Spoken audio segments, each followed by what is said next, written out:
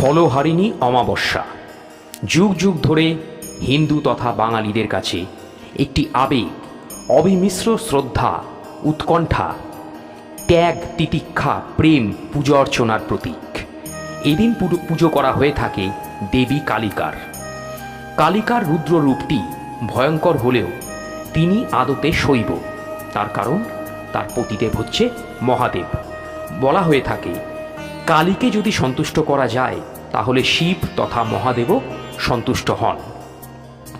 এদিন বিভিন্ন শক্তিপীঠে মানুষের জাগতিক দুঃখ কষ্ট নিবারণের জন্য বিভিন্ন পূজা অর্চনা, তন্ত্রক্রিয়া করা হয়ে থাকে।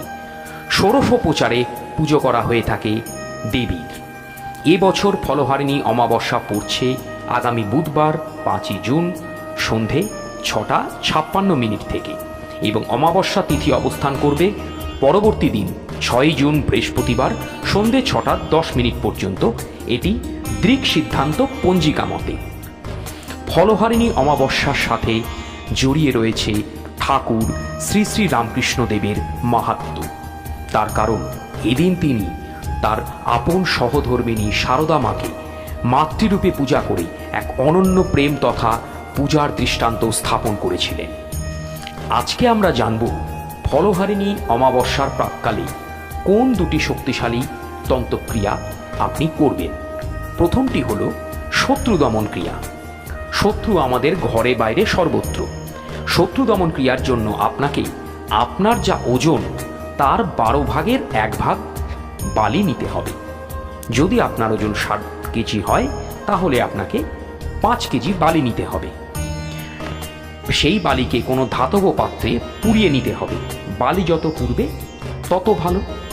এবার সেই বালিকে নিয়ে একটি মাটির পাত্রে ঢাকনাযুক্ত হতে হবে। পাত্রটি আপনি অর্ধেকটা ভর্তি করুন রাত্রি 12টা নাগাদ। এক টুকরো চৌকো সাদা কাগজে আপনার রাশির যা বর্ণ সেই রং দিয়ে শত্রুর নামটি লিখুন এবং সেই কাগজটি উপুর করে স্থাপনা করুন সেই অর্ধেক পাত্র যে বালিটা দিয়ে ভর্তি করেছেন সেই বালিটির মধ্যে। শত্রুর নামটা যেন নিচের দিকে থাকে।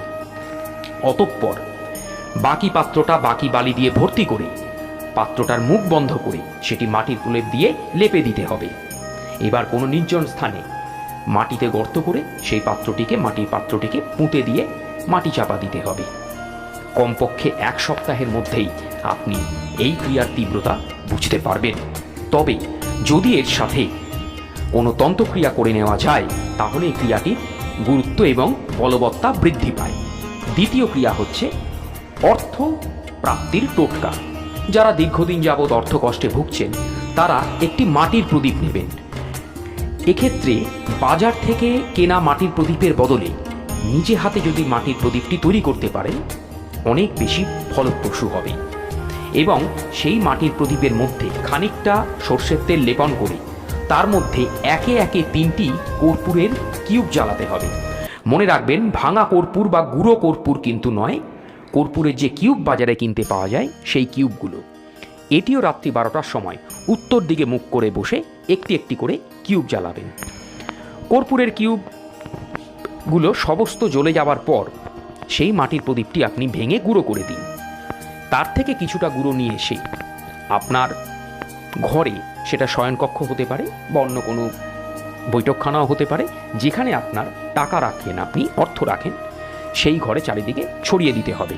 মনে রাখতে হবে যতক্ষণ অমাবস্যা তিথি অবস্থান করবে আপনি কিন্তু ঘর ঝাড় দিতে পারবেন না। তাহলে আজকের ভিডিও এই পর্যন্তই। যদি ভিডিওটি ভালো লাগে সেটিকে লাইক করবেন এবং এরকম নিত্য নতুন ভিডিওর আপডেট পেতে চ্যানেলটিকে সাবস্ক্রাইব করে তার পাশে বেল আইকনটি ক্লিক করবেন। ধন্যবাদ।